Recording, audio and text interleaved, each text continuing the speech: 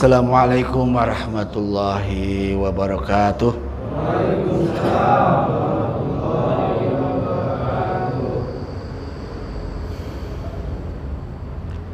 Alhamdulillah. Alhamdulillahillazi an'amana bi ni'matil iman wal islam wal ihsan. Asyhadu an la ilaha illallah wahdahu la syarikalah wa asyhadu anna Muhammadan abduhu wa rasuluhu amma ba'd. Faqala Allah Ta'ala fi kitabihil karim wa huwa asdaqul qailin. A'udzu billahi minasy syaithanir rajim. Bismillahirrahmanirrahim. Allahu nurus samawati wal ardh. Shadaqallahul azim. Allahumma alhimni rusdi wa qini syarra nafsi. Ikhwatul iman, jamaah pengajian Masjid Baitul Mukminin RW 06 Desa Cikole, Kecamatan Lembang, yang kita sama-sama banggakan. Terlebih dahulu mari kita sampaikan rasa syukur kita kehadirat Allah Subhanahu wa Ta'ala. Allah Subhanahu wa Ta'ala yang telah menerangi, memberikan cahaya keimanan ke dalam hati kita. Dengan cahaya itulah kita bisa bersama-sama berada di tempat yang dimuliakan Allah Subhanahu wa Ta'ala. Masjid. Masjid secara bahasa adalah tempat sujud, tempat orang mendekatkan diri kepada Allah Subhanahu wa Ta'ala. Di dalam keterangan yang lain, khairul biqa, sebaik-baiknya tempat di dunia ini masjid. Jangan cari yang lain lagi. Apalagi dibandingkan dengan kafe, jauh sekali. Sebaik-baiknya tempat ini adalah, kalau di dunia Masjidil Haram, ya. Kemudian ada Masjidil Aqsa, ada Masjidil Nabawi di dunia ini. 3 masjid ini yang la tushaddu rihalu ila salah satu masjid. Kata Rasulullah, tidak dianjurkan untuk mengunjungi masjid di dunia ini kecuali 3 masjid. Masjidil Haram, Masjid Nabawi, dan Masjidil Aqsa. Satu kebahagiaan ketika bapak-bapak sudah mengunjungi. Mudah-mudahan besok lusa kita diberangkatkan oleh Allah Subhanahu wa Ta'ala. Amin ya Allah. Nanti jemaah Baitul Mukminin 1 bis ke sana insyaallah ya. Amin. Allah maha segalanya. Sebetulnya ya. Yang penting sekarang cinta dulu ke masjid. Itu aja. Jadi ahli masjid, ashabul masjid. Jadi orang-orang yang betah di masjid. Baik. Pada pertemuan sebelumnya kita sudah membahas tentang tema kita itu tentang cahaya Allah. Ini pembahasan memang tidak mudah, Pak, dan memang tidak bisa terburu-buru. Karena nanti ayat-ayatnya nyambung. Ya. Kalau di bahasa Arab kan nurullah, cahaya Allah. Itu bahasa cahaya itu kan bisa hisyan atau maknawian.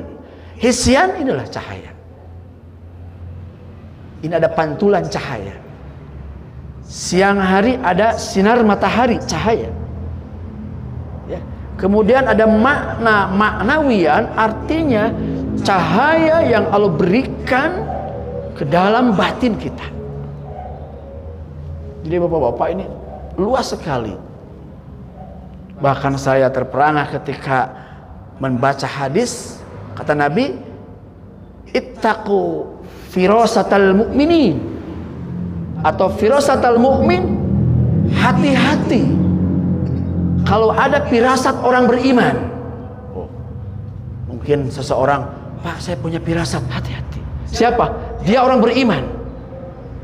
Fa innahu yanzuru binurillah. Masya Allah. Kenapa orang beriman ini melihat dengan cahaya Allah? Harus. Itu banyak hadis-hadis. Ittaqu, hati-hati. Firasatul mukmin, firasat. Ada firasat itu semacam ada bisikan dalam hati, ada rasa firasah. Besok kan pernah kan mendengar firasat, saya punya firasat baik, saya punya firasat kurang baik nih. Nah, ini kata Nabi, hati-hati dengan firasat orang yang beriman. Fa innahu yanzuru min nurillah. Orang beriman ini melihat dengan cahaya Allah. Bahasanya nurillah. Hadirin rahimakumullah. Kemarin dibahas ada kalimat cahaya dari hadis. Itu saya mengutip dari kitab Al-Baghawi. Ketika menerangkan surat Al-An'am 125 126. A'udzubillahi minasyaitonirrajim. Famay yuridillahu ayyahdiyahu yasrah sadrahu lil Islam. Berangkat dari yasrah, Allah akan luaskan dadanya. Siapa yang diberikan hidayah oleh Allah, itu akan ada tandanya, Allah akan meluaskan dadanya. Maka saat itu para sahabat bertanya, "Wama insrahu sadri ya Rasulullah?" Apa yang kau maksud? Bagaimana menurut engkau ya Rasulullah? Yang dimaksud Allah insrahu sadri, dada ini meluas. Dalam hadis kata Nabi, kalau Rasulullah SAW, "Idza dakhalan nurul qalb." Ini hadisnya, apabila cahaya Allah masuk ke dalam hati, infasaha insaraha, maka saat itu hatinya akan terasa luas. Baik, saya tidak akan panjang lebar lagi itu, kita lanjutkan. Nah, bahasa nur juga ada di dalam Al-Quran. Sampai Ustadz diabadikan ada surat An-Nur. Hati-hati memberikan nama ya, anak. Siapa namanya? Nur. Itu cahaya itu. Jangan sampai namanya Nur tapi di batinnya dulumat. Apa dulumat? Poek. itu memberikan nama itu doa. Nah, di dalam Al-Quran itu ada namanya surat An-Nur. Coba Ustaz, surat keberapa tuh? Surat ke-24 ya, surat An-Nur. Itu luar biasa. Itu di dalam surat An-Nur itu berkaitan hukum tentang jilbab, pakaian wanita, kemudian tentang rumah tangga. Bahkan An-Nur ayat 11 tentang ifki, ayat ifki, kasus Rasulullah ketika saat datang fitnah-fitnah dalam kehidupan Rasulullah ya, itu di dalam surat. Jadi ada syariat-syariat, ada hukum-hukum. Kemudian saat itu bahkan sampai disebut teguran Allah kepada beliau, itu di dalam surat Nur ya. Nah, yang kita akan bahas sekarang adalah ayat ke-35 Ustaz. 35, 36, 37 itu berkaitan, dan ini memang tidak bisa beres hari ini. Mungkin nanti ofat selanjutnya ya, bagian selanjutnya. Hari ini kita coba melihat ayat yang berkaitan dengan nur ya. Tadi saya sampaikan potongan ayat itu ya. Allahu nurus samawati wal ardh wallahu alam bimuradih. Allah itu cahaya untuk langit dan bumi. Diartikan Allah lah yang memberikan cahaya yang menerangi langit-langit dan bumi ya. Nah, di dalam tafsir As-Sofatu Tafasir dikatakan Allahu azza wa jalla munawwirus samawati. Allah lah yang menerangi langit itu bisyamsi wal kawakib. Menerangi langit itu dengan matahari dan bintang-bintang. Kemudian munawwirul ardi, kemudian Allah pun memberikan cahaya kepada bumi berupa al-ahkam wasyara'i, hukum dan syariat. Secara dohir besok pagi kita akan melihat cahaya dari Allah. Kade, jangan sampai itu cahaya Allah, cahaya dari Allah. Ya. Kenapa? Karena nurullah itu cahaya petunjuk dari Allah. Oke, makna hisian cahaya dari Allah matahari. Ya. Maka berbicara cahaya Allah itu adalah cahaya yang luas, artinya untuk menerangi dohir kita, lingkungan kita, alam kita, bumi kita, dan yang paling penting adalah cahaya yang bersifat batiniah. Ya, di dalam Ibnu Katsir katakan hadi ahlas samawati wal ard, Allah yang memberikan petunjuk. Nah, menyambung dengan hidayah. Jadi hidayah di dalam surat An-Nur itu diungkapkan nur, cahaya dari Allah. Ya. Yang ada di langit dan di bumi. Ya. Baik. Kemudian waqala Ibnu Jarir an Anas Ibnu Malik qala innallaha yaqulu, sesungguhnya Allah Subhanahu wa taala berfirman, nuri hudan, cahaya aku ini adalah berupa petunjuk. Jadi yang dimaksud cahaya ini kata Ibnu Jarir sahabat Rasulullah itu adalah petunjuk.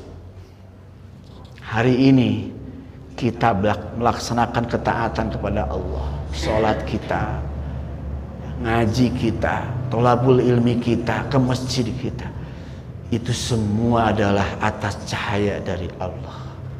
Jadi kesimpulan pertama dapat kita pahami, cahaya merupakan petunjuk. Kemudian istilah nurullah itu, waqala Ubay ibnu Ka'ab, sahabat juga, siapa yang dimaksud? Huwa al-mu'min. Yang dimaksud adalah dialah orang yang beriman. Alladzi ja'alallahu al-imana wal qur'ana fi sadrihi. Jadi kata Ubay bin Ka'ab itu, ayat ini ingin menceritakan bahwa Allah menanamkan keimanan kepada orang yang beriman dan juga menanamkan Al-Quran fi sadrihi, di dalam dada. Nah ini Pak ya. Nah kemudian nanti Allah mengungkapkan ayat ini. Sebetulnya bapak-bapak secara global Allah ingin mengumpamakan orang yang beriman mendapatkan cahaya dari Allah berupa petunjuk. Nah mari kita lihat bagaimana Allah mengumpamakan cahaya Allah ini. Nah, di sini katakan masalun nurihi, perumpamaan cahaya Allah itu yang begitu kuat tertanam di dalam jiwa orang yang beriman. Sampai tadi kata Nabi, hati-hati. Kalau orang beriman itu benar-benar iman kepada Allah, maka dia akan melihat dengan cahaya Allah. Allahu Akbar. Orang yang beriman sebenarnya iman. Bahkan nanti dalam tafsir ini, orang beriman itu cangge ngaji nggak bisa ngomongnya cahaya dari Allah. Masya Allah. Petunjuk Allah, bimbingan Allah. Maka nanti di tengah ayat ada kalimat nurun ala nurin. Nurun ala nurin, cahaya di atas cahaya. Ada cahaya di atas cahaya. Baik, nanti dulu ya. Itu tengah ayat Pak. Baik, Allah mengumpamakan kamiskating, seumpama ada miskat. Miskat itu ini Pak, ada dinding pakai bolong, ada lubang yang tidak tembus, itu miskat. Jadi Allah mengumpamakan cahayanya itu ketika melihat kehidupan di zaman Rasulullah. Ayat listrik tak ya? Itu ayat. Kan sekarang cahaya disimpan di mana? Di atas. Ada juga kan di pinggir ya, di Masjid Nurul Huda kan di pinggir. Baik, Allah mengungkapkan konteks kehidupan saat itu. Miskat itu sebuah lubang yang ada di dalam dinding yang tidak tembus. Artinya semacam sayang lah, bolowak ini, ya. Nah ini, apa? Harus benar-benar nih Pak, supaya mengerti Pak maksud Allah ya. Kamiskatin fiha misbahun, di dalam lubang itu ada lampu. Ingat Pak, dulu patromak cempor, waktu kita belum ada listrik di Cikole, anak-anak tidak tahu. Nah, oke ya. Di dalam lubang itu ada lampu, ada misbah. Ya. Kemudian fiha misbahun, al misbahu, lampu itu fi jujajatin, berada di dalam kaca. Oke. Masuk nih, sekali lagi nih. Awas Pak. Ini jangan melek ini. Awas, harus benar-benar nih. Jadi diibaratkan di dalam lubang itu ada misbah, lampu. Dibayangkan lampu yang dulu itu, kemudian lampu itu berada di dalam jujatin, dibungkus oleh kaca. Ya. Kacanya yang bening. Saya teringat barusan. Oh, dulu lampu itu, cempor itu pakai apa? Kaca. Betul nggak? Gening ayah lampu dulu yang merah, saya masih ingat. Ini yang generasi ini nggak akan tahu. Ya, itu pakai itu, kemudian ada lampu ngetet. Ya, kalau habis minyak, habislah. Sama dengan kita habis pulsa, matilah. Beli lagi pulsa. Nah, yang pakai minyak. Kemudian patromak ada juga ya, pakai itu. Ternyata itu inspirasinya dari sini. Lampu itu harus ditutup dengan kaca. Ya. Apa? Fi jujajatin. Kemudian Allah mengulangi lagi. Ajujajatu itu kaca. Ka'annaha kaukabun. Kaca itu seperti bintang. Wih, semakin dalam nih. Seperti bintang. Apa fungsi bintang? Menerangi. Ya? Duriun yang gemerlapan, pokoknya mengeluarkan cahaya. Kemudian lampu itu yuqodu, dinyalakan. Lampu itu bisa nyala min sajaratin min sajaratin mubarakatin, minyaknya dari pohon yang diberkahi, zaitunatin, dari minyak zaitun. Oke. Ini Pak Haji nih, sampai dijelaskan minyak lampu itu bukan minyak dari pom biasa, dari warung, enggak, itu kurang bagus. Konon sekarang minyaknya sudah dicampur. Nah, ternyata Allah mengumpamakan minyak yang terhebat itu adalah minyak zaitun. Sampai hari ini pun, ya, apa? Dari pohon sajarotin mubarakatin, pohon yang diberkahi. Jadi zaitun ini salah satu pohon yang diberkahi oleh Allah. Ya. La sarqiyatin wala gharbiyah, kata Allah. Dan itu tidak tumbuh di timur, tidak tumbuh di barat. Artinya si pohon itu di dalam tafsir, kalau tumbuh di sebelah timur, maka ketika matahari tidak ada, dia tidak terterangi, tapi dia diterangi terus oleh matahari. Itu yang dimaksud. Saking langkanya, saking hebatnya posisi minyak zaitun. Baik. Yakadu zaituha yudi'u, hampir-hampir itu minyaknya saja bisa menerangi. Saking jernih, bersih. Sofa, dalam Al-Quran sofa, sof itu bersih. Tasawuf, orang yang membersihkan, itu sangat jernih.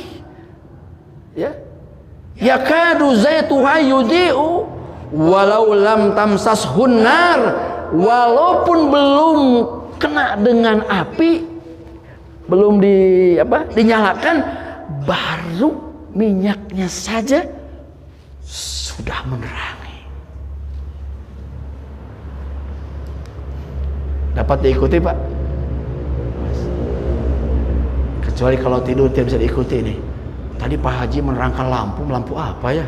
Philip atau apa ya? Nah itu masalahnya. Mas, Allah mengumpamakan cahayanya itu diumpamakan.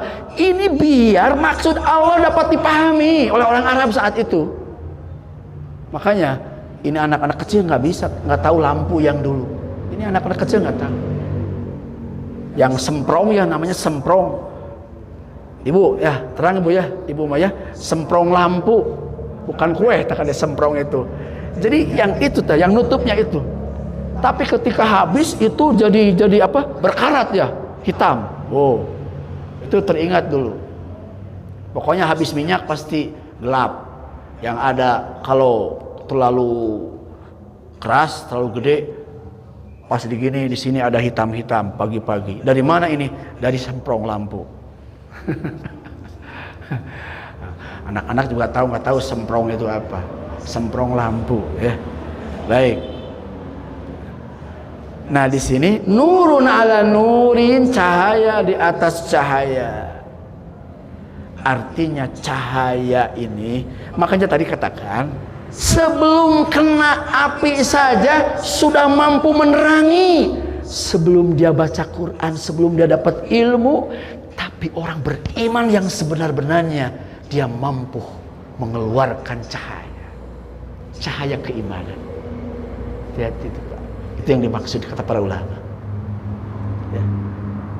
Makanya ilmu ini diibaratkan apa? Cahaya. Al ilmu nurun. Ilmu itu cahaya. Dan ilmu tidak akan masuk kepada hatinya yang tidak ada cahaya. Kenapa? Karena hatinya banyak dosa dan maksiat.